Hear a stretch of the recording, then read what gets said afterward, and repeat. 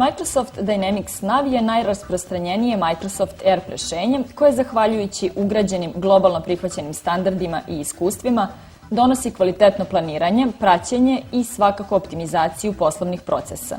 Ipak, i pored svega nabrojanog, Dynamics Nav je transakcioni sistem, kreiran za potrebe brzog operativnog rada i knjiženja. Nav će prikupiti i sačuvati sve podatke, ponudit će vam brojne, nekad i sve potrebne izveštaje i analize, ali povremeno sve to može da potraje. Tu na scenu stupa B4 Dynamics, koji je prirodna nadgradnja i kruna svakog Dynamics Nav sistema, jer postojeću ERP instalaciju obogaćuje alatima za poslovno izveštavanje, koji zaposlenima, a pre svih menadžmentu preduzeća, daju dublji uvid u poslovanje i omogućavaju mu da odluke donosi pravovremeno i kvalitetno. U konkretnom slučaju radit ćemo analizu dospeća potraživanja od kupaca i to tako što ćemo u nečemu što je sasvim familijarno svima u poznatom okruženju koristiti Excelove standardne funkcionalnosti, pivot tabele.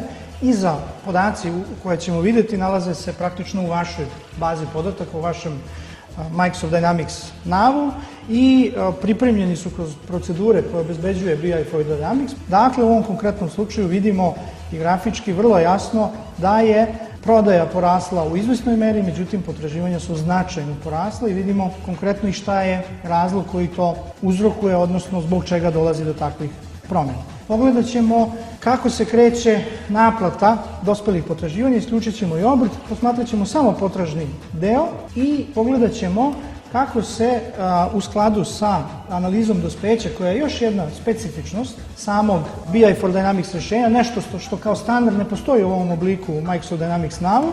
Znači, zapazit ćemo kakav je odnos plaćanja pre, odnosno nakon dospeća sa strane naših klijenata. Detaljnija analiza treba da nas vodi do klijenata. Ko? Po kom osnovu i zbog čega kasni. Zbog toga ćemo opet napraviti jedno pregrupisanje. Imamo veliki broj klijenata koji plaćaju nakon dospeća. Usredsredit ćemo se na njih i to tako što ćemo isfiltrirati podatke. Zapazit ćemo da u startu od onoga što nam je plaćeno nakon dospeća, 3/4 praktično potraživanja jesu one koje su plaćene nakon dospeća. Ako sada isfiltriramo još malo detaljnije, praktično fokusirat ćemo se na te 3/4 kako bi sa što manje poteza došli konkretno do naših klijenata. Ako opet malo pregrupišemo ove podatke, isfiltriramo ih po visini njihovog dugovanja, odnosno naših potraživanja prema njima, kroz ovu analizu koju u ovom slučaju vidimo, praktično možemo vrlo jasno, pre nego što okrenemo telefon i pozovemo ovog prvog klijenta koji duguje više od 2 godine, možemo zaključiti koliko je efikasno sa ovakvim jednim izveštajem jednu oblast. Mi smo se sad fokusirali na analizu dospeća, potraživanja po nekim rokovima i prolasku tih rokova i za druge oblasti ovaj izveštaj može biti nama na raspolaganju bilo kad u trenutku vremena. Dovoljno je da ga pokrenemo i kažemo ajde osveži podatak.